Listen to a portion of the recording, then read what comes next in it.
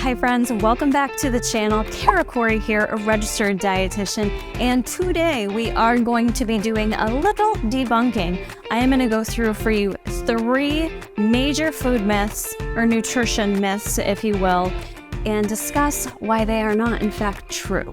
Now, there are tons of these out there, and I know you've probably heard a bunch of them yourself. So before we hop on into this video, I want you to make sure you like this video and then go on down to the comment section and list for me your number 1 pet peeve of a food myth that you've heard. Because we've all heard them. And sister, if you haven't heard them yet, wait till we get to January 1st, because you will hear people being way more vocal about some of the misconceptions that are out there when it comes to nutrition. So it can get quite interesting in the month of January, which is why I like to provide you with a bit more content in terms of debunking these misconceptions and helping you to live a more realistic, healthy lifestyle. It doesn't have to be that complicated, right? So let's get on into my top 3. The first one we're going to get into is one I actually heard not long ago at a nutrition conference I was at that they discussed, being that red wine is healthy for you and you should drink a glass of red wine every single day to live a healthy lifestyle. Why may this be said? The reason why folks say red wine is healthy is that it contains high levels of a polyphenol or antioxidant called resveratrol, and that is found in very high levels in the skin of red grapes. Hence, when you break that down into red wine, you were thought to still be getting resveratrol from that, making it a healthy option for you, thus saying drink a glass of that each and every single day. Resveratrol in itself has a lot of healthy benefits to it that have been researched.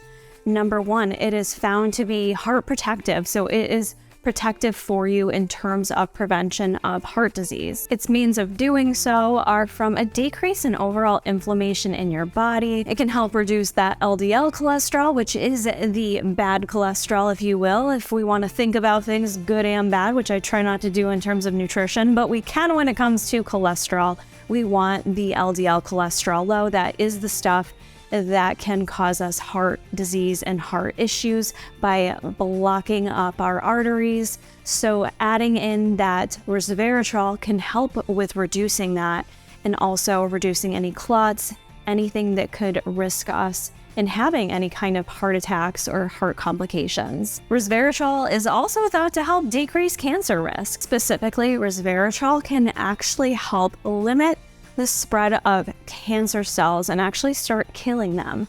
So that is a pretty profound statement in terms of, you know, when you hear that, I don't know about you, but it does make me want to go out and immediately either eat some red grapes or have a glass of wine, because it's scary shit, man. And I think we've all dealt with it in our lives. Like, it's 2023, just about. No one really walks on this earth anymore without knowing someone who's been impacted from cancer, if not yourself. Other benefits to resveratrol: it can help with protection from Alzheimer's. That's a big one for me that runs in the family, by just helping to protect those nerve cells from plaque buildup and damage that can occur.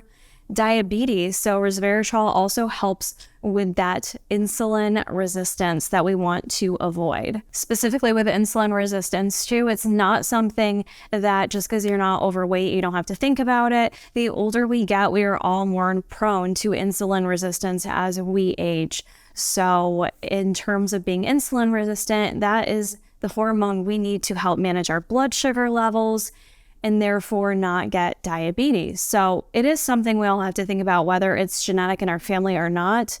We can be prone to it as we age. Researchers also believe that resveratrol also activates the SRT1 gene that is believed to protect the body against the effects of obesity and also just diseases of aging, which I just mentioned. Diabetes is actually also a disease of aging. So there's a ton of known benefits of resveratrol. So I know you're thinking right now you want to just go out and have a glass of red wine because of all these things. However, here is the kicker that does not get marketed when we hear these things, that the actual amount that is researched to show all these benefits that I just discussed, the amount of wine that you'd have to drink in order to get the appropriate amount of resveratrol for it to be beneficial to you and heart protective is probably not possible. You would have to drink over like 200 glasses of wine in a day in order to get the appropriate amount to actually have those benefits. So you have to think about it with the right mindset that the way things are researched aren't always what's practical in day-to-day life. So it's very easy for people to say drinking a glass of wine a day is heart protective. And that's not necessarily the case because you are not getting nearly even close to the amount you would need to have those benefits from it. The other thing with resveratrol that's kind of interesting is the way that it breaks down and absorbs. So it does not actually break down very easily in water. You would need to mix it in some type of oily substance and take it that way in effort for it to have its full effect. Resveratrol isn't only found in red grapes or red wine, as I've mentioned. It is found in other food items, things like tea, berries, things like that. So it is still a good idea to eat foods that are high in polyphenols or antioxidants. But to go out and say all of a sudden I should take up drinking and start having a glass of wine every night or start justifying it that way because you think it's healthy, or even if you're someone who just prefers white wine but you've shifted over because you think that's the healthier way, it's all unnecessary. While I think you should be getting in antioxidants through your diet, you definitely can't be justifying a glass of alcohol each and every night as being healthy. The next one is still one I hear all the time, and it makes me want to do this because it irritates the piss out of me. That is, insert whatever time of evening you would like that you either should not be eating anything after X time in the evening. You shouldn't be eating after 8 p.m. Or people like to specifically call out carbohydrates as well. Like you shouldn't eat carbs after 7 or no carbs after dark. That was a thing people used to say for a while there. When in fact, it's probably the opposite. If you're going to eat anything at all, carbs are actually broken down and a little bit more easily digestible than counterparts like protein and fats, which are much more tougher to digest and absorb. Why do people think we can't eat after 8 p.m. at night? People have this myth that it inhibits weight loss and that if you're to eat late at night, oh, I got to stop eating late at night because I'm trying to lose weight and I know that's blocking my progress. Well, that is not true. If we're talking about progress in terms of your sleep cycles and how well you sleep, that's definitely a different conversation that we can have. But in terms of ability to lose weight, your body's ability to metabolize food, to digest and absorb it, to utilize it, it doesn't really have a schedule, okay? Like there isn't a set time that, after 8 p.m., we quit breaking down those carbohydrates into usable energy, and instead we store them as fat because it's after 8 p.m. The body doesn't work like that, okay? If you're overeating and you happen to be an overeater at nighttime, that's a different story. But the reason why you're gaining weight is not because of the time. It's because of the excess. It's eating in excess. As I mentioned, there can be definite benefits if you're someone who has acid reflux, for instance, or maybe you have difficulty sleeping or sleeping deep throughout the night. There are some suggestions I could give you as a registered dietitian, and that conversation can go a different way in terms of your sleep performance. But in terms of actually losing weight, if you didn't eat all day long and then you came home and you had a sandwich before bed, you are still going to be under calories for the day. You are not going to just store that as fat because of the time of day that you're eating it. So we just have to think about this more realistically. The time of day doesn't matter. Just because you're less active at nighttime, if that's your lifestyle, that's mine, 8 p.m. at night, I'm typically sitting around on the couch. I'm definitely starting to get in shutdown mode. My body's probably starting to produce a little more melatonin to kind of slow down my body's cadences, as it should do because it knows that's my schedule. So I'm not moving a lot. I'm not metabolizing as much. I don't have as high of a calorie need per se, but that doesn't mean that just because I eat something at night, I store it as fat. I think there's this misconception that what you eat, you immediately have to be doing something to burn it off. And I think that's the false reality we live in, when in fact our bodies need pretty good amount of calories just to sit here each and every day, for our organs to be working properly, for our body to be able to wake up, to breathe, to be alive. Your body needs calories for that. So it does not matter that you're not active in the evening. Your body still needs calories. So it's avoiding the excess. It's the excess of calories is when you gain weight. And for some people, that can be the struggle, the gateway at nighttime, when all of a sudden you start snooping through the kitchen and you become a bottomless pit. Maybe because you starved yourself all day long or didn't eat enough during the daytime. There's a lot that can go on that then leads you to overeat in the nighttime. But unless you're overeating, you're fine to eat at night. I know I tend to have to eat at nighttime as well because that's how my schedule is. Some people work off shifts too, and they're only eating in the nighttime. So you just have to think about that more realistically. That is definitely a myth, and one that needs to die pretty soon. And the third and final myth we're going to debunk for today is that fat makes you fat. I think we could also insert in here people thinking carbs make you fat as well. But fat makes us fat. Eating fat definitely does not make us fat. And I think for those of us that were around for the low-fat, fat-free era and survived that and came out of that group of people, Snackwell cookies, let me know if you've had them or heard of them. I don't even think you can buy them anymore. But I think we learned from that fat doesn't make us fat. Eating the wrong kinds of fats is another conversation, and just eating too much of fat can be the issue, right? So in terms of macronutrients, fat is an essential nutrient that does so much good for our body. There's so much education that needs to be done, especially with young women, I feel like, who avoid fat or too much fat. Fat is so critical to our health. It does so many good things for us. Number one, it is a great source of energy. It is the best source of energy, being the most caloric, if you will, at 9 calories per gram, whereas equivalent to that, protein and carbohydrates are only 4 calories per gram. And alcohol, yes, considered a nutrient, is 7 calories per gram. So fat definitely boasts the most energy, if you will. So it is the one that you do have to be a bit more cognizant about in terms of how much we consume. Overall general recommendations, it will vary based on the person, but are anywhere from 20 to 30% of your daily calories coming from fat. So it adds up very easily, and people just often can very easily overeat when it comes to fat.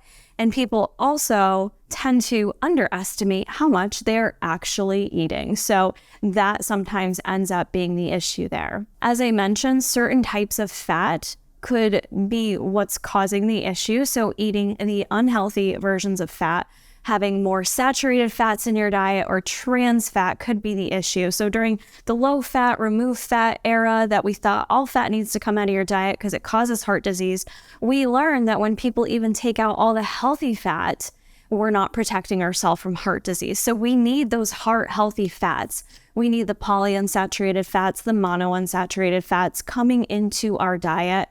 And thinking about those fats, it's more so those fats that are liquid at room temperature. Unsaturated fats are typically found in our vegetable oils, things like seafood and nuts.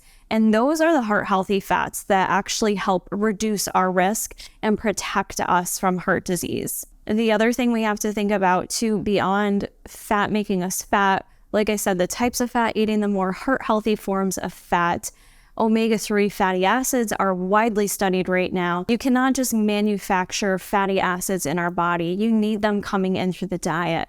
So when we talk about omega-3s or DHA, those fats are critical to our brain function and being able to have good cognition, good memory, feelings of happiness. Those good quality fats are what help boost all those important factors that we need to have a good quality of life. In retrospect to that, research shows people who are deficient in omega-3 fatty acids have higher risk of depression, of anxiety, bipolar, and even schizophrenia, which, if you did not know, my day job, I do work at a state psychiatric hospital, and I can tell you as someone that practiced as a dietitian there, that many of our individuals that came in With mostly, I would say, depression, I would see the psychiatrist order high levels of omega-3s to really, mega dose them on omega-3s as well as some other vitamins and minerals. Working in a state psychiatric hospital, oftentimes folks need more assistance than that, so I don't want to steer you in the wrong direction, but that just kind of goes to show how much this can help anyone in terms of the importance of it. So we have to think beyond the calories, like, oh, that's too many calories, it could make me fat. No, this is such a critical component to your life for your brain development and function. How can you go about omitting it completely from your diet? So we need to get beyond that stigma of fat making us fat and really have a better understanding of what it actually does for our body, which in fact, it does not make us fat. So make sure you are eating the right sources of it, yes, and make sure you are kind of staying within your guidelines for how much you need in a day, and you will be much happier. Life is much better with fat in your diet, let me tell you. As I said in the beginning, these myths go on and on, right? There are so many of them out there. And why is that? Where do these come from? And it's kind of interesting to look back over time because many of this, it can come from researchers, which where is the research done by and who's it funded through? So unfortunately, a lot of this comes down to the moneymakers. It can come down to the politicians. It can come down to a different purpose beyond what's best for our health. So please don't live in this naive little bubble box thinking that every organization and researcher actually has your best interest in mind, because at the end of the day, you are the only one that has your best interest in mind. I don't mean to sound negative by that. I'm just trying to be a realist in terms of where this stuff comes from. So a lot of false marketing, someone wanting to sell you a product, someone wanting to make money. I'm even here wanting you to subscribe to my YouTube channel and remind you that it's actually free. So you can join here free of charge. There is nothing I expect back from you, but maybe a little love in the comments and for you to see me here when I upload every single week. There is also just a combination of so much misunderstanding out there because everyone's a nutritionist. You want to know why? Because everyone can be a nutritionist, because nutritionist is not a defined title. It has no backing. So anyone that says they are just a nutritionist, beware, buyer beware, because that means nothing. Whereas if someone has the actual credential of an RD is registered dietitian, or RDN, registered dietitian nutritionist, they mean the same thing. If there's an LD, licensed dietitian, New York's not licensed. I'll get off my high horse here, but the credential does mean something, and that is part of the misinformation. We have social media. It's a beautiful thing, but everyone and their brother that's either stepped on a bodybuilding stage or lost 5 pounds before all of a sudden thinks they're an expert and therefore is sharing all this lovely information with you. So let me remind you, just because someone has what you seek as a ideal body or appears healthy does not mean that what they are doing is healthy, does not mean what they are doing is correct, and does not mean that you should be doing it. So let's all be informed consumers and let's keep debunking these myths. So if you guys enjoyed this video, want to see more like it, you know what to do. I already told you. Go on ahead and hit that thumbs up button. Comment below something that annoys the shit out of you when it comes to nutrition myths. They're all over the place nowadays. Down in the comments, I want to read them. I want to see them. I'm always down there interacting with you guys. And that's it for me. I will see you in the next one. And it may be 2023 when I see you. So have a happy and safe, healthy new year.